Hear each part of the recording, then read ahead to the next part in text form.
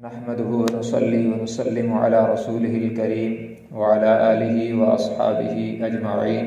أما بعد فأعوذ بالله من الشيطان الرجيم بسم الله الرحمن الرحيم ألف لام را كتاب أنزلناه إليك لتخرج الناس من الظلمات إلى النور بإذن ربهم إلى صراط العزيز الحميد. وقال النبي صلى الله تبارك وتعالى عليه وسلم إن الله يرفع بهذا الكتاب أقواما ويضع به آخرين،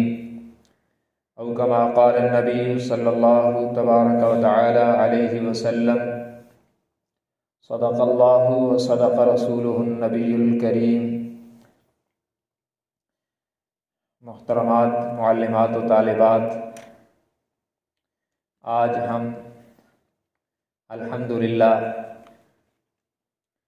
حضرت الاستاذ جی مولانا مہر محمد صاحب رحمۃ اللہ علیہ کے تعمیر کردہ ادارہ جامعہ ام حبیبہ للبنات و جامعہ قرآن و سنت للبنین میں شعبہ تجوید طالبات للعالمات میں تکمیل حضر کے مبارک موقع پر جمع ہیں. الحمدللہ قرآن کریم سورہ فاتحہ سے لے کر والناس تک تجوید کے ساتھ حضر میں مکمل کیا گیا، جس پر سب سے پہلے ہم اللہ تبارک و تعالیٰ کا شکر ادا کرتے ہیں کہ رب العالمین نے ہمیں اپنا کلام اس طرح پڑھنے پڑھانے کی توفیق عطا فرمائی، الحمدللہ. اور اس کے ساتھ ہی جتنے لوگ ہمارے اس کار خیر کا ذریعہ بنے ہیں، بالخصوص حضرت استاذ جی رحمۃ اللہ علیہ اور پھر ان کی اولاد اور ادارے کے منتظمین معاونین، ان سب کے لیے دعا گو ہیں کہ رب العالمین ان سب کو اپنی شایان شان اس کا بدلہ نصیب فرمائے، جن کی محنتوں اور تعاون اور دعاؤں کے نتیجے میں ہم گناہگاروں کو بھی یہ مبارک موقع نصیب ہوا ہے. قرآن کریم ایسی مقدس کتاب ہے کہ اس کے ساتھ جو چیز بھی لگتی ہے وہ بے وقت بھی ہوتی ہے تو اس کی بھی وقت بن جاتی ہے، وہ کم قیمت ہوتی ہے تو قرآن کریم کی نسبت اسے قیمتی بنا دیتی ہے، وہ ارذل ہوتی ہے تو قرآن کی برکت سے افضل بن جاتی ہے، ادنا ہوتی ہے تو اعلیٰ بن جاتی ہے، اس کی کوئی حیثیت نہیں ہوتی تو قرآن کی برکت سے اللہ تبارک و تعالیٰ اسے ایک اہم ترین اور عظیم حیثیت عطا فرما دیتے ہیں. بطور مثال اگر آپ دیکھیں تو ایک کپڑا وہ بھی ہے جو ہم نے پہن رکھا ہے، جو ہمارے استعمال میں ہے، اور ایک کپڑا وہ ہے جو قرآن کریم کے ساتھ لگا ہوا ہے. تو بظاہر اگر ہم دیکھیں تو ہو سکتا ہے کہ ہمارا کپڑا جو ہمارے جسم کے ساتھ لگا ہوا ہے یہ بہت قیمتی ہو اس کی بنسبت جو قرآن کریم کی چولی بنی ہے، لیکن اس کپڑے کی شان کوئی نہیں ہے. جو کپڑا قرآن کے ساتھ لگا ہے اسے اللہ نے یہ شان عطا فرما دی کہ اس کے لیے اب اعلان ہو گیا لا یمسہ الا المطہرون، کہ قرآن کی چولی کو قرآن کی طرح بغیر وضو کے ہاتھ لگانا بھی جائز نہیں ہے. اسی طرح لکڑی کو یا ریحل کو پلاسٹک کی ہو یا لکڑی کی ہو اسے آپ دیکھیں تو ویسے تو عام لکڑی اور عام پلاسٹک ہوتی ہے، لیکن جب وہ قرآن کے لیے مخصوص ہو جاتی ہے تو پھر اسے گود میں سجایا جاتا ہے، پھر اسے ادب سے اٹھایا جاتا ہے. کاغذ کو دیکھیں تو بہت قیمتی بڑے قیمتی پیپر ہوں گے، لیکن کوئی ان کے متعلق یہ نہیں کہتا کہ اسے بغیر وضو کے ہاتھ لگانا جائز نہیں ہے، اس کی بے ادبی جائز نہیں ہے. لیکن جو کاغذ قرآن کے ساتھ لگ جاتا ہے اور جس پر قرآن لکھا جاتا ہے اور جو قرآن سے منسوب ہو جاتا ہے وہ اتنا عظیم ہو جاتا ہے، اگرچہ بظاہر وہ پیسوں کے لحاظ سے اتنا قیمتی نہ ہو، لیکن جب اس کی نسبت قرآن سے ہو جاتی ہے تو پھر بغیر وضو سے چھونا بھی نہیں جائز نہیں ہوتا، اور پھر اتنا مقدس ہو جاتا ہے کہ لوگ اسے چومنا بھی سعادت سمجھتے ہیں. تو یہ بات ذہن میں رکھیں کہ قرآن کپڑے، لکڑی اور کاغذ کے لیے نہیں آیا، قرآن تو انسانوں کے لیے آیا، ہدی للناس بن کے آیا ہے۔ جن چیزوں کے لیے قرآن کریم نہیں آیا ان چیزوں کی نسبت جب قرآن سے ہوتی ہے تو اللہ انہیں بھی شان عطا فرما دیتا ہے، اللہ انہیں بھی بلند کر دیتا ہے۔ اور جب انسان کے لیے تو قرآن آیا ہے، جب یہ قرآن کے ساتھ لگتا ہے تو اللہ تبارک و تعالیٰ اسے بلند تر کر دیتے ہیں۔ اسی لیے جناب نبی مکرم صلی اللہ علیہ وسلم نے فرمایا خیرکم من تعلم القرآن وعلمہ، تم میں سب سے بہترین، ویسے تو پوری امت بہترین ہے، کنتم خیر امت، فرمایا تم بہترین امت ہو۔ ساری امت حضور اکرم صلی اللہ علیہ وسلم کی برکت سے ساری مسلمان امت بہترین ہو گئے۔ پھر اس بہترین میں سے خیرکم، قرآن پڑھنے پڑھانے والے یا قرآن پڑھنے پڑھانے والیاں اس بہترین میں سے بھی بہترین ہو گئی۔ اور خیرکم اس میں تفضیل ہے، سپرلیٹو ہے، اس کے اندر کتنی خیریت ہے، کتنی بھلائی ہے، اسے دینے والا ہی بتلا سکتا ہے، کسی اندازے میں اس کو لایا نہیں جا سکتا۔ فرمایا تم میں سے بہترین وہ ہے، بہترین امت میں سے بہترین وہ ہیں جو قرآن پڑھتے پڑھاتے ہیں، سیکھتے سکھاتے ہیں۔ اور دوسری روایت میں اشراف امتی حملۃ القرآن، آپ نے فرمایا میری امت کے VIP لوگ،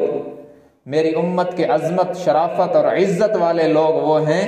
جو قرآن پڑھتے پڑھاتے ہیں، سیکھتے سکھاتے ہیں اور اس پر عمل کرتے ہیں۔ یہ میری امت کا افضل ترین اور معزز ترین طبقہ ہے۔ تو یہ شرف ہے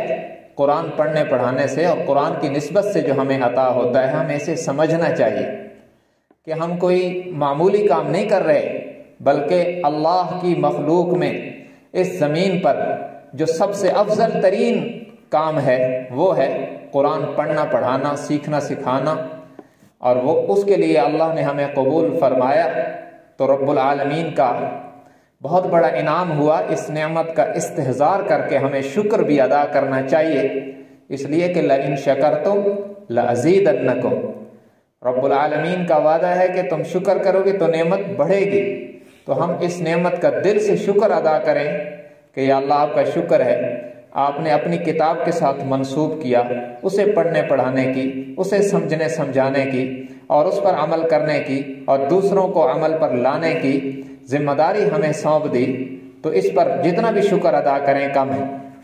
دیکھیں رزق تو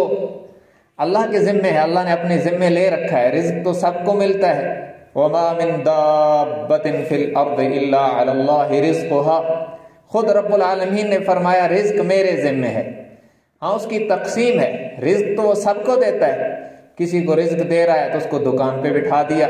کسی کو گاڑی کا اسٹیئرنگ پکڑا دیا کہ تم یہ کام کرو تمہیں رزق ملے گا۔ اللہ کا ہمارے اوپر کرم ہوا کہ ہمارے لیے تقسیم کی، کہ ہمیں کہا تم قرآن پڑھو پڑھاؤ، ہمارے لیے فیصلہ یہ ہوا کہ تم قرآن پڑھو پڑھاؤ، سیکھو سکھاؤ، اس کے معاون علوم سیکھو سکھاؤ، قرآن پڑھنے والے اداروں کا نظام چلاؤ، بس تمہیں رزق یہاں سے ملے گا۔ اس لیے میں عرض کیا کرتا ہوں، کسی کو رزق دیا اس کے ہاتھ میں ہتھوڑا پکڑوا دیا، کسی کو رزق دیا تو اسے گاڑی کی سیٹ پر بٹھا دیا، کسی کو رزق دیا تو اسے کسی کاؤنٹر پہ بٹھا دیا۔ اور جب اہل قرآن کے لیے فیصلہ ہوا تو اللہ نے کہا تمہیں بھی رزق دوں گا، لیکن یہ ہوگا کہ تمہارے ہاتھ میں ہتھوڑا نہیں، قرآن دوں گا۔ تو یہ اللہ کی تقسیم ہے اور اس کا فضل اور کرم احسان ہے کہ رب العالمین نے قرآن کریم کے ساتھ وابستہ کیا، اور اس میں عموم ہے، پڑھنے پڑھانے والے، پڑھنے پڑھانے والیاں اور منتظمین، محتممین اور اس طرح کے اداروں کا تعاون کرنے والے، سب لوگ اس میں شامل ہوتے ہیں جو قرآن کے خدام ہیں یا خادمات ہیں۔ یہ کسی بھی حال میں برکت سے خالی نہیں ہے، بہت بڑا کار خیر ہے، اجر عظیم ہے۔ تو سب سے پہلے تو ہم اس نعمت کا ادراک کریں اور ذہن میں استحضار کریں، اور ہم دنیاوی اداروں میں پڑھنے والی لڑکیوں کو دیکھ کر آپ لوگ احساس کمتری میں مبتلا نہ ہوں کہ وہ جی بڑے بڑے اعلیٰ تعلیم حاصل کر رہے ہیں اور ہم تو یہ پڑھ رہے ہیں۔ ہم سب سے اعلیٰ تعلیم ہم حاصل کر رہے ہیں، سب سے اعلیٰ تعلیم اور علم ہے ہی قرآن و حدیث، حقیقت میں علم ہے ہی علم وحی، باقی تو کوئی علم نہیں، ان کو تو فنون ہے وہ، اور ان کی طرف منسوب ہو کر علم بن جاتے ہیں۔ علم النحو تب علم بنتا ہے کہ وہ قرآن سمجھنے کے لیے استعمال ہوتا ہے۔ علم الصرف، جتنے بھی ان کو علوم کہتے ہیں، یہ ادھر منسوب ہو کر علم بن جاتے ہیں، اگر اس سے ہٹ جائیں تو ان کی کوئی حیثیت نہیں رہتی۔ اور یہی علم اصل علم ہے، اور یہی وہ علم ہے، یہی وہ ڈگری ہے جو قبر میں بھی ساتھ رہے گی، حشر میں بھی ساتھ رہے گی، جنت تک ساتھ رہے گی۔ باقی جتنی ڈگریاں ہیں وہ موت پر سٹاپ ہو جاتی ہیں، موت کے بعد کوئی ڈگری ساتھ نہیں جاتی۔ F A, B A, M A سب یہی ہے، آخرت میں کوئی ڈگری کام نہیں آتی۔ یہ قرآن و حدیث والی ڈگریاں ایسی ہیں، دین والی ڈگری ایسی ہے جو ہر مرحلے پر ساتھ رہتی ہے، اور یہ واحد ہماری درسگاہوں کا اعزاز ہے۔ یہ بات ذہن میں رکھیں، دنیا کی کسی فن کی درسگاہ کو یہ اعزاز نہیں ہے کہ وہاں کوئی طالب علم داخل ہو اور پڑھنا شروع کرے اور مر جائے اور وہ اسے ڈگری دے دے۔ یہ ان درسگاہوں کو اور دینی اداروں کو اور قرآن پڑھنے پڑھانے والوں، سیکھنے سکھانے والوں یا سیکھنے سکھانے والیوں کو یہ اعزاز ہے۔ ہمارے ادارے میں کوئی حفظ کے لیے داخل ہو، اس کا ارادہ ہو کہ میں نے حفظ کرنا ہے، عالمہ بننا ہے یا عالم بننا ہے، قرآن کا حدیث کا علم سیکھنا ہے، اور ابھی الحمدللہ رب العالمین پڑھا اور موت آ گئی تو قیامت کے دن عالم اور عالمہ ہو کے اٹھے گی۔ یہ اس علم کا اعزاز ہے کہ یہاں پر نیت پر فیصلہ ہو جاتا ہے اور ڈگری پکی ہو جاتی ہے۔ اگر درمیان میں بندہ مر بھی جائے تو قبر میں وہ ڈگری اس کے ساتھ ہوگی، قبر میں وہ اعزاز اس کے ساتھ ہوگا، حشر میں وہ اعزاز اس کے ساتھ ہوگا، وہ حافظوں میں کھڑی ہوگی یا علماء اور عالمات میں کھڑی ہوگی۔ جیسی نیت ہوگی ویسی ڈگری اللہ دیتا ہے۔ اور پھر یہ کہ دنیاوی اداروں میں جو جتنا چلاک ہو اتنا ہی آگے بڑھتا ہے، اور جس کو بولنا ہی نہ آتا ہو یا جس کو بولنا ہی، جو بچی بول ہی نہ سکتی ہو، اس کے لیے تو کوئی اعزاز نہیں ہے۔ اس علم میں یہ اعزاز ہے۔ اللہ کے نبی نے فرمایا عام بندہ قرآن پڑھتا ہے، اس کو 11 اجر ملتا ہے۔ جو آدمی جس کی زبان میں لکنت اور اٹکن ہوتی ہے وہ اٹک اٹک کے پڑھتا ہے تو اس کو 2 اجر ملتا ہے۔ یہ اعزاز بھی اس علم کا ہے۔ اور جو آدمی ماہر ہو، طالب ہو یا طالبہ ہو، عالم ہو یا عالمہ ہو، قاری ہو یا قاریہ ہو، جو مہارت سے قرآن پڑھتا ہے، تو رب العالمین کے پیغمبر حضرت محمد صلی اللہ علیہ وسلم نے فرمایا قرآن کے ماہر کا حشر تو مقربین فرشتوں کے ساتھ ہوگا۔ تو ماہر کو بھی نواز دیا، نالائق کو بھی نواز دیا۔ دنیا کی کون سی یونیورسٹی ہے، کون سا کوئی کالج ہے جو نالائقوں کو بھی اعزاز دیتا ہو؟ وہ تو جناب وہاں پر تو معیار بنے ہوئے ہیں کہ اس درجے کا بندہ آئے گا تو اس کو داخلہ ملے گا، اس درجے کی لڑکی آئے گی تو اس کو داخلہ ملے گا، اس درجے سے کم کے لیے تو داخلہ ہی بند ہے۔ اور یہ درسگاہیں ہیں جہاں پہ ہر قسم کے لوگوں کے لیے داخلے کھلے۔ بلکہ اگر ہم بہت گہرائی سے جائزہ لیں اور دینی اداروں کی کارکردگی کو دیکھیں نا، تو یہ وہ ادارے ہیں جو ناکارہ لوگوں کو کام کا بنا دیتے ہیں، کچرے کو کارآمد بنا دینے والی فیکٹریاں ہیں یہ دینی ادارے۔ دیکھیں نا، میں بہت استحضار کے ساتھ اور سوچ سمجھ کے یہ بات کہتا ہوں، اللہ کی نعمت سمجھ کر، کہ میرے جیسے بندے کو سٹیج پہ بٹھایا کس نے؟ حقیقت میں اللہ کا کرم ہے، لیکن اسباب کی دنیا میں یہ ان اداروں کا کمال ہے۔ ورنہ میرے جیسا بندہ ہو نا تو لوگ اس کے قریب سے نہیں گزرتے کہ کوئی نہ کوئی کام کہے گا، یار اس کو نظر تو آتا نہیں، اس کو کوئی نہ کوئی سوال ڈال دے گا۔ لیکن یہ ان دینی اداروں کی محنت ہے کہ اس طرح کے اسباب کی دنیا میں جو بندہ بظاہر بیکار تھا اسے اس طرح کام کا بنایا کہ وہ لوگوں کی ہدایت کا ذریعہ بن گیا۔ یہ ان اداروں کی، اور شروع میں میں جب اسی ادارے میں داخل ہوا تھا، میرے لیے تو ڈبل اعزاز ہے کہ یہاں پہ میں نے آج حضر مکمل کروا دی پورے قرآن کی، جہاں میں نے خود الحمد کی الف سے لے کر والناس کی سین تک پورا قرآن یاد کیا تھا اسی ادارے میں۔ تو اللہ نے مجھے ڈبل اعزاز عطا فرمایا کہ یہاں میں نے قرآن حضر میں مکمل بھی کروا دیا اللہ کے فضل و کرم سے۔ تو یہیں پر میں نے پڑھنا شروع کیا تھا، بالکل جس جاہل نہیں اجہل اس طرح کا میں تھا،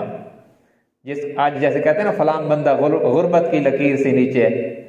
تو میں جب آیا تھا تو میں تو جہالت کی لکیر سے بھی نیچے تھا، کسی کام کا کوئی پتہ نہیں تھا۔ یہ ان کی محنت ہے۔ حضرت الساجی رحمۃ اللہ علیہ کچھ چیزیں ہمیں اس وقت بتاتے تھے، میری عقل اتنی تھی نہیں کہ ان کو سمجھ سکے، لیکن میرے ذہن میں حافظے میں محفوظ تھی۔ جب میں نے بڑی بڑی کتابیں پڑھی تو اس وقت مجھے سمجھ میں آیا کہ اس بات کا یہ مطلب تھا اور یہ بھی سمجھ میں آیا کہ حضرت ساجی رحمۃ اللہ علیہ کا علم کتنا گہرا تھا کہ بڑی بڑی اصطلاحی باتیں ایسے سیدھے سادے لفظوں میں ہمیں کہہ دیتے تھے، لیکن ہماری عقل میں اس وقت اتنی گنجائش نہیں تھی، لیکن آج ان کی باتیں سمجھ میں آتی ہیں تو بے ساختہ زبان پہ آتا ہے اللہم اغفر لہ وارحمہ بفضلک العظیم۔ تو میں عرض یہ کر رہا ہوں کہ یہ ان اداروں کی محنت ہے نا، بیکاروں کو کام کا بنا دیتے ہیں۔ اور بلکہ مجھے یاد آ رہا ہے ایک عجیب واقعہ، قاری فتح محمد صاحب پانی پتی رحمۃ اللہ علیہ، یہ بھی نابینا تھے اور یتیم بھی تھے۔ اب آپ دیکھیں اگر ایک بندے کو نظر بھی نہ آتا ہو اور اس کا باپ بھی نہ ہو تو بظاہر تو اس کی دنیا تو گئی نا، کسی کام کا نہیں، کچھ سنبھالنے والا ہی نہیں، اور نظر اس کو ویسے ہی نہیں آتا تو وہ کیا کام کرے گا۔ اور ان کے حالات میں لکھا ہے کہ ان کی والدہ ان کو مسجد میں قاری صاحب کے پاس چھوڑ کے آتی، اور سیدھی سادی تھی دیہاتن عورت،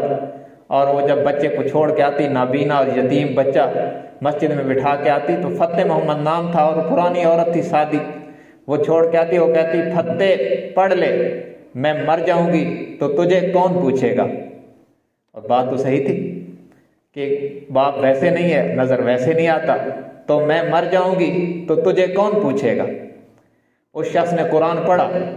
اللہ نے ان کی زبان پر قرآن جاری کر دیا، اور قرآن کے ساتھ ایسے لگے کہ اٹھتے بیٹھتے سوتے جاگتے دن کو رات کو ہر حال میں قرآن قرآن قرآن، ان کی زبان پہ قرآن اتنا جاری تھا کہ ان کے حالات میں لکھا ہے وہ سوتے ہوئے قرآن پڑھتے تھے، خواب میں بھی قرآن پڑھنا شروع کر دیتے، اور ایسے ان کے حالات میں لکھا ہے کہ ایسے ہوا کہ عشاء کے بعد سوئے اور فجر تک پڑھتے رہے، 22 پارے پڑھ دیتے تھے۔ ایسا قرآن کے ساتھ اس بندے کو لگن ہوئی کہ بس قرآن سراپا قرآن ہو گیا،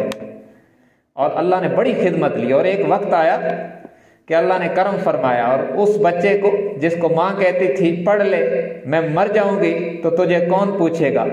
اللہ نے یہاں سے اٹھایا اور مسجد نبوی میں قرآن کی خدمت کے لیے بٹھا دیا، اور وہاں بیٹھ کر قاری صاحب قرآن پڑھاتے تھے۔ یہ جو مسجد نبوی کے ائمہ میں شیخ عبد الرحمن حذیفی ہیں، یہ حضرت کے شاگرد ہیں، وہ اور کئی سالوں تک وہاں بیٹھ کے قرآن پڑھاتے رہے،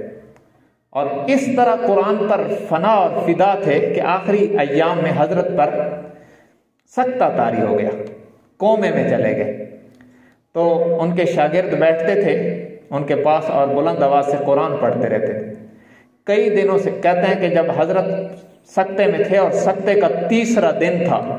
آپ اس شخص کی قرآن کے ساتھ لگن اور فنائیت فی القرآن کا اندازہ لگائیں۔ تیسرا دن تھا، نہ بولا نہ کھایا نہ پیا، بس نبض چل رہی ہے، سکتہ طاری ہے۔ تو قاری صاحب ان کے ایک شاگرد قرآن پڑھ رہے تھے، پڑھتے ہوئے سورہ یاسین میں سلام قولا من رب الرحیم یہ والی آیت پڑھی نا، تو قاری صاحب کے فوراً پڑھنے والے کی زبان سے نکل گیا سلامن قولا من رب الرحیم۔ تو وہ جو 3 دن سے سکتے میں تھے نا، انہوں نے سر ہلا دیا کہ یہ غلط ہے، اور دوسرے قاری صاحب نے لقمہ دیا، اور پھر پڑھنے والوں نے پڑھا سلام قولا من رب الرحیم، تو پھر انہوں نے سر ہلا دیا کہ اب ٹھیک ہے۔ 3 دنوں سے بندہ سکتے میں ہے، لیکن جب اس کے کانوں میں قرآن کی غلط آواز پڑتی ہے تو فوراً حرکت آ جاتی ہے، ایسا فنا فی القرآن۔ اور پھر ایک وقت آیا کہ وہیں ان کا انتقال ہوا، اور مسجد نبوی کے امام شیخ عبد الرحمن حذیفی آئے، ان کی پیشانی کو چوما اور فرمایا واللہ مات ابی، اللہ کی قسم آج میرا روحانی باپ دنیا سے جا رہا ہے۔ اور پھر 10 لاکھ انسانوں نے ان کا جنازہ پڑھا، اور اللہ نے پھر ہمیشہ کے لیے قبر کے لیے جنت البقیع دے دیا۔ اور جنت البقیع میں حضرت قاری صاحب کی قبر مبارک کہاں ہے؟ عجیب، کہتے ہیں نا پہنچی وہاں خاک جہاں کا خمیر تھا۔ قاری صاحب رحمۃ اللہ علیہ کی میت اٹھائی گئی اور جنت البقیع میں امام نافع کے قدموں میں اللہ نے جگہ عطا فرمائی۔ امام نافع جو قرۂ سبا میں پہلے امام ہیں، امام مدینہ ہیں، وہ کتنے فنا فی القرآن تھے۔ شاطبی میں ہے وَأَمَّا الْكَرِيمُ السِّرُّ فِي الطِّيبِ نَافِعٌ فَذَاكَ الَّذِي اخْتَارَ الْمَدِينَةَ مَنزِلًا، کہ خوشبو میں عمدہ راز والے امام نافع تھے جنہوں نے مدینہ منورہ کو اپنی رہائش گاہ بنا دیا۔ ان کا ان کے متعلق یہ مشہور تھا، وہ جب بھی قرآن پڑھتے تھے تو خوشبو مہک جاتی تھی۔ تو ان سے ان کے شاگردوں نے پوچھا کہ حضرت آپ منہ میں کیا رکھتے ہیں، کیا یہ مسئلہ ہے؟ اول تو وہ نہیں بتلا رہے تھے، جب اصرار ہوا تو انہوں نے فرمایا کہ ایک بار میں اس طرح قرآن پڑھتے پڑھاتے سو گیا تو خواب میں حضور اکرم صلی اللہ علیہ وسلم کی زیارت نصیب ہوئی، اور آپ نے فرمایا نافع جب تم قرآن پڑھتے ہو تو مجھے بہت اچھے لگتے ہو۔ اور یہ حیات النبی کی دلیل ہے، مسجد نبوی میں روضہ اطہر کے پاس بیٹھ کر قرآن پڑھاتے تھے اور آپ نے فرمایا تم قرآن پڑھتے ہو مجھے بہت اچھے لگتے ہو، اس لیے کہ عند القبر تو حضور علیہ السلام خود سماعت فرماتے ہیں۔ آپ نے فرمایا تم قرآن پڑھتے ہو مجھے بہت اچھے لگتے ہو، لو اپنے منہ کو میرے منہ کے قریب کر دو۔ انہوں نے خواب میں ہی اپنا منہ حضور علیہ السلام کے منہ مبارک کے قریب کیا، آپ نے ان کے منہ میں پھونک بھی مار دی اور ان کے لبوں کو بوسہ دیا۔ امام نافع فرماتے تھے جب سے حضور نے میرے لبوں کو چوما ہے تب سے جب میں قرآن پڑھتا ہوں اللہ فضائیں معطر کر دیتا ہے۔ تو قاری فتح محمد صاحب رحمۃ اللہ علیہ کی قبر مبارک امام نافع کے قدموں میں ہے، اور آپ اس لڑی کو دیکھیں تو امام نافع کی قبر مبارک امام مالک کے قدموں میں ہے۔ وہ امام مدینہ جو ساری زندگی مدینہ منورہ میں رہا اور مدینہ سے باہر نہیں جاتے تھے اس خیال سے کہ کہیں مجھے موت مدینہ منورہ کے باہر نہ آ جائے، اتنے بڑے عاشق رسول۔ امام نافع کی قبر امام مالک کے قدموں میں ہے، اور امام مالک رحمہ اللہ کی قبر مبارک شہید مظلوم مدینہ حضرت عثمان کے قدموں میں ہے۔ سارے قرآن کے عاشق اللہ نے یوں پرو دیے جیسے لڑی میں موتی پروئے ہوتے ہیں۔ تو میں عرض یہ کر رہا تھا کہ یہ ان دینی اداروں کا کمال ہے، اسباب کی دنیا میں اللہ نے ان دینی اداروں کو اور یہ ادارے چلانے والوں کو یہ شرف بخشا ہے کہ یہاں پر تو ناکارہ لوگوں کو بھی کام کا بنا دیا جاتا ہے، کچرے کو کرامت بنا دیا جاتا ہے، بیکار لوگوں کو بھی امت کا رہنما اور ہادی بنا دیا جاتا ہے۔ تو اس لیے ہم اللہ کا احسان بھی سمجھیں اور ان اداروں کی بھی قدر کریں، ان کا احسان بھی سمجھیں کہ یہاں کتنی بڑی محنت ہو رہی ہے۔ یقین جانے جو ہم مدارس میں محنت کرتے ہیں نا، اس کا 10 گنا بھی دنیاوی اداروں میں نہیں ہوتا۔ ہم نے وہاں جا کر اس چیز کا ادراک کیا ہے کہ وہاں کتنی محنت ہو رہی ہے، ہم کتنی محنت کر رہے ہیں۔ وہاں پر تو ان کو پابندیاں لگانی پڑتی ہیں، جو استاد ٹائم پہ آتے نہیں ہیں اور جو آپ پڑھاتے نہیں ہیں، اور یہاں آپ نے دیکھا ہے ہمارا کام پورا نہ ہو تو ہم زور کے بعد بھی آ جاتے ہیں کہ یہ کام پورا نہیں ہوا، ان کا کام نہ رہے، بچیاں ہمارے پاس مسافر ہیں، ان کا وقت ضائع نہ ہو، ہم نے اللہ کو بھی جواب دینا ہے۔ یہ تربیت کہاں سے آئی ہے؟ یہ ان اداروں نے پہلے تربیت کی ہے تو اس کا اثر ہے۔ تو یہاں پر قرآن بھی سکھایا جاتا ہے، ایمان بھی سکھایا جاتا ہے، دنیا بھی بنتی ہے، آخرت بھی بنتی ہے۔ دنیا میں بھی عزت قرآن کے صدقے میں ہے اور آخرت میں عزت بھی قرآن کے صدقے میں ہوگی، حضور اکرم صلی اللہ علیہ وسلم کی سچی غلامی کے صدقے میں ہوگی۔ یہ سب کچھ دین کے صدقے میں ہے، اور دین کے جو مراکز ہیں وہ یہی ادارے ہیں۔ تو اس لیے ان کی قدر کریں اور اپنے علم کی قدر کریں اور ذہنوں میں اس کی اہمیت سمجھیں، اور جن جن واسطوں سے آپ کا علم حاصل ہو رہا ہے ان سب کی قدر کریں۔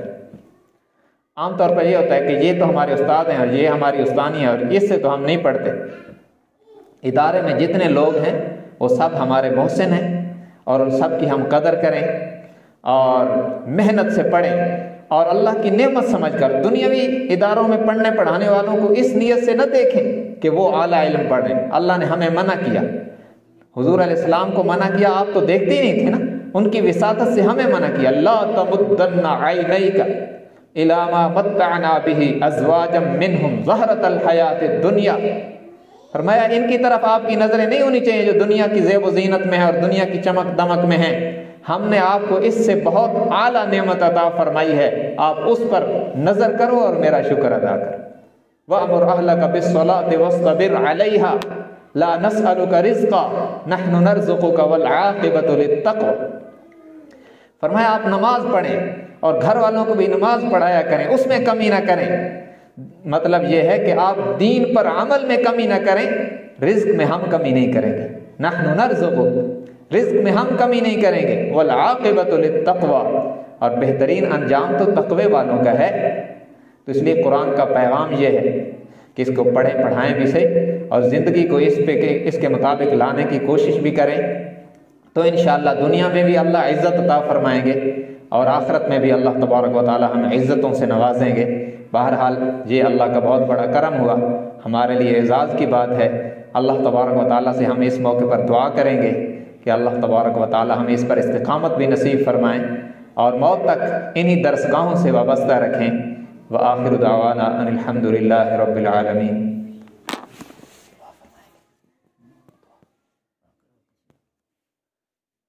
تو انتہائی توجہ کے ساتھ دعا فرمائیں، قبولیت کا موقع ہے۔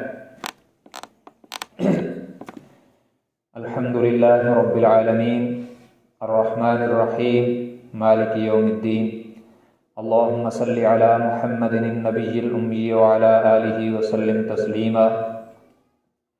اللہم آتنا فی الدنیا حسنہ وفی الآخرۃ حسنہ وقنا عذاب النار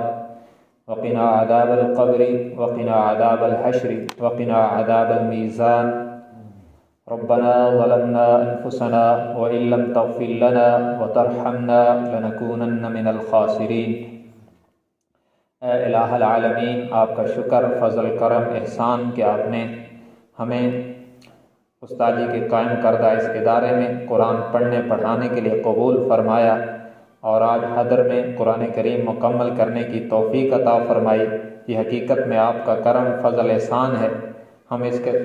اس قابل نہ تھے، یہ آپ نے کرم فرمایا، تو یا اللہ مزید کرم فرما کہ ہماری اس چھوٹی ٹوٹی پھوٹی محنت کو اپنی بارگاہ عالیہ میں قبول فرما۔ اے اللہ، یقیناً آپ کے کلام کو صحیح پڑھنے کا اور اس کی شیان شان پڑھنے کا حق کوئی ادا نہیں کر سکتا۔ یقیناً ہم سے بھی بہت کمیاں کوتاہیاں رہ گئی ہوں گی۔ یا اللہ، جتنی کمیاں کوتاہیاں رہ گئیں، اے کریم اللہ ہماری کمیوں سے درگزر فرما اور ہمیں پہلے سے بہتر پڑھنے کی توفیق عنایت فرما۔ اور پاک پروردگار، جتنا ہم نے پڑھا ہے، کوشش کی ہے، یا اللہ اس حقیر سی محنت کو، اس نقل کو اصل بنا کے قبول فرما اور اس پر اجر کے جتنے وعدے ہیں، اے پاک پروردگار اپنے فضل و کرم سے اور اپنے حبیب کریم صلی اللہ علیہ وسلم کے صدقے میں ہم اگرچہ مستحق نہیں، لیکن اپنا کرم فرما کر ہمیں وہ اجر نصیب فرما۔ اے پاک پروردگار، جنہوں نے اس ادارے کو بنایا، حقیقت میں اسباب کی دنیا میں ان کا احسان ہے۔ اللہ حضرت استاد جی رحمۃ اللہ علیہ نے بڑی مشقت کے ساتھ اور بڑی قربانیوں کے ساتھ اس ادارے کا قیام کیا اور اس کی بنیاد رکھی اور بڑے مشکلات میں وقت گزار کر اس کو پروان چڑھاتے رہے۔ آج ہم یہ جو مسرتوں کے اجالے دیکھ رہے ہیں، یقیناً یہ ان کا احسان ہے، ان کی محنتوں کا ثمر ہے۔ تو یا اللہ ہماری طرف سے انہیں بہت بہت جزائے خیر عطا فرما اور اس کلام پاک کو اپنی بارگاہ میں قبول فرما کر سب سے پہلے انہیں ہی اس کا اجر عطا فرما اور اس کی برکت سے ان کی قبر کو جنت کا باغ بنا، انہیں کروٹ کروٹ جنت نصیب فرما، ان کے درجات کو بلند فرما۔ اور یا اللہ جتنے لوگ اول سے آخر تک حضرت استاد جی کے ساتھ اس کار خیر میں معین رہے ہیں، متعلقین متعلقات، ان سب کو جزائے خیر عطا فرما۔ اے پاک پروردگار، حضرت استاد جی رحمۃ اللہ علیہ کے دور میں اور ان کے بعد ان کے بچوں نے بچیوں نے جو اس ادارے کو سنبھالا ہے، جتنی یہ محنت کر رہے ہیں، ان کی محنتیں قبول فرما، ان کی مدد و نصرت فرما، ان کو اور ہم سب کو اپنی شیان شان جو ہمیں صفات چاہیے، یا اللہ وہ تمام صفات ہم میں سے ہر ایک کو نصیب فرما۔ اللہ شروع سے اب تک اس ادارے کے چلنے میں، بنانے میں جتنے لوگوں نے تعاون کیا ہے، ان میں سے جو دنیا سے چلے گئے، ان کی بخشش و مغفرت فرما، ان کی قبور کو جنت کا باغ بنا۔ یا اللہ جو زندہ ہیں، یا اللہ ان کی زندگیوں میں برکت نصیب فرما، ان کو رزق حلال طیب نصیب فرما، ان کے یا اللہ کاروبار میں عزت آبرو جان و مال میں برکت نصیب فرما، ان کی عزت آبرو جان مال کی حفاظت فرما، اور آئندہ بھی اس ادارے کے اندر کام کرنے والوں کو اور کام کرنے والیوں کو، پڑھنے پڑھانے والوں کو اور پڑھنے پڑھانے والیوں کو، سب کو، ہم سب کو اپنی رضا اور اخلاص نصیب فرما۔ ہم سب کو تمام تر شرور و فتن سے، حاسدین کے حسد سے اور نظر بد سے محفوظ فرما۔ اے اللہ جتنے مسلمان دنیا سے چلے گئے ہیں، اے اللہ ان سب کی بخشش فرما۔ اے پاک پروردگار، جنہوں نے ہمارے پڑھنے پڑھانے میں، حضرت استاد جی رحمۃ اللہ علیہ کے پڑھنے پڑھانے میں مولانا فاروق صاحب، مولانا عثمان صاحب اور ان کی بہنوں کے پڑھنے پڑھانے میں جن لوگوں نے جس قسم کی معاونت کی ان سب کو جزائے خیر عطا فرما، اور ہم سب کے اساتذہ کرام میں سے جو دنیا سے چلے گئے ہیں یا اللہ ان کے درجات کو بلند فرما، ان کی سیاح سے درگزر فرما، جو زندہ ہیں ان کے علم میں، عمل میں، عمر میں برکت نصیب فرما۔ اے پاک پروردگار ہمیں اپنے اساتذہ کرام کی صحیح معنوں میں قدردانی نصیب فرما، ان سے استفادے کے یا اللہ وافر موقع نصیب فرما۔ اے پاک پروردگار یہاں پڑھنے میں اور دیگر جگہوں پر تعلیم کے حصول میں میرے ساتھ میرے والد صاحب کا بہت بڑا تعاون رہا، یا اللہ ان کی خدمات کو قبول فرما اور اس کلام کو اپنی بارگاہ میں قبول فرما کر انہیں بھی ثواب عظیم عطا فرما، ان کی قبر کو جنت کا باغ بنا، ان کی سیاح سے درگزر فرما، ان کی حسنات کو قبول فرما۔ اے پاک پروردگار جہاں کہیں مسلمان مظلوم ہیں انہیں ظلم سے نجات نصیب فرما۔ اے پاک پروردگار خصوصاً فلسطین کے مسلمانوں کی مجاہدین کی مدد فرما، اے اللہ ان کی خصوصی نصرت فرما، یا اللہ ان کا خصوصی تعاون فرما، اور امت مسلمہ کو بالخصوص ہمارے حکمرانوں کو اور اسلامی ممالک کے حکمرانوں کو غیرت اور حمیت عطا فرما، یا اللہ کفر کی ساری سازشوں کو انہی پر مسلط فرما، یہود کو مغلوب فرما، ہنود کو مغلوب فرما، اسلام کو غلبہ عطا فرما، یا اللہ ہمیشہ کے لیے اسلام کو غلبہ عطا فرما، یا اللہ اسلام اور اسلام کا نام لینے والوں کو اور اسلام کی اسباب کی دنیا میں حفاظت کرنے والوں کو غلبہ نصیب فرما، اور ہر طرح کی شر و فتن سے ہم سب کی حفاظت فرما۔ اے پاک پروردگار جتنے بیمار ہیں گھروں میں، ہسپتالوں میں، سب کو صحت کاملہ عاجلہ مستمرہ نصیب فرما، یا اللہ پریشان حال لوگوں کی پریشانیاں دور فرما، مشکلات میں گھرے انسانوں کی مشکلیں حل فرما۔ اے اللہ فتنوں اور فسادات کے دور میں ہم آپ کی منت کرتے ہیں، موت تک اپنے عالی دین کی خدمت کے لیے ہم میں سے ہر ایک کو آسانی کی صورتوں کے ساتھ قبول فرما، مشکلات میں مبتلا نہ فرما۔ یا اللہ جتنے دینی ادارے ہیں ان سب کی ضروریات کو اپنے غیب کے خزانوں سے پورا فرما، خصوصاً اس ادارے کو جامعہ قرآن و سنت اور جامعہ ام حبیبہ للبنات کو دن دگنی رات چگنی ترقی نصیب فرما۔ اس کے اندر ہم جو کام کر رہے ہیں معلمین معلمات سب کو اپنی رضا اور اخلاص نصیب فرما، طلباء اور طالبات کی صلاحیتیں اجاگر فرما، یا اللہ ان کو علماء اور عالمات بنا، دین کے خدام اور خادمات بنا۔ اے پاک پروردگار جنہوں نے ہمیں دعاؤں کا حکم فرمایا ہے اور جو امیدیں رکھتے ہیں اور جن کے حقوق وابستہ ہیں، یا اللہ سب کی بگڑی بنا دے، سب کی مشکلات کو آسان فرما، سب کی پریشانیوں کو دور فرما۔ اے اللہ ہماری اولادوں کو بھی نیک اور لائق بنا، ہماری آنکھوں کی ٹھنڈک بنا، ہمیں مع الاہل صحت عافیت سلامتی نصیب فرما، ہمارے بچوں بچیوں کو ہمارا جانشین بنا، ہمارا علمی جانشین بنا، اور ان کو بھی اسی طرح دین کے کاموں میں دین کی خدمت کے لیے قبول فرما۔ اے پاک پروردگار جو کچھ ہم نے مانگا ہے یا اللہ وہ بھی عطا فرما دو، اور جو ہم نے نہیں مانگا اور ہمیں مانگنا چاہیے تھا یا اللہ ہمیں مانگنے کا طریقہ سلیقہ بھی کوئی نہیں آتا، ہم نالائق نادان ہیں، اے بن مانگے عطا فرمانے والے آقا ہم سب کو سب کچھ بن مانگے نصیب فرما۔ اے پاک پروردگار میرا جو عمرے کا عزم ہے اسے بھی آسان فرما، اور آسانی کے ساتھ اپنے در پہ اور اپنے حبیب جناب محمد صلی اللہ علیہ وسلم کے روضہ اطہر پہ حاضری کی، بادب اور مقبول حاضری کی اور بار بار حاضری کی توفیق عنایت فرما۔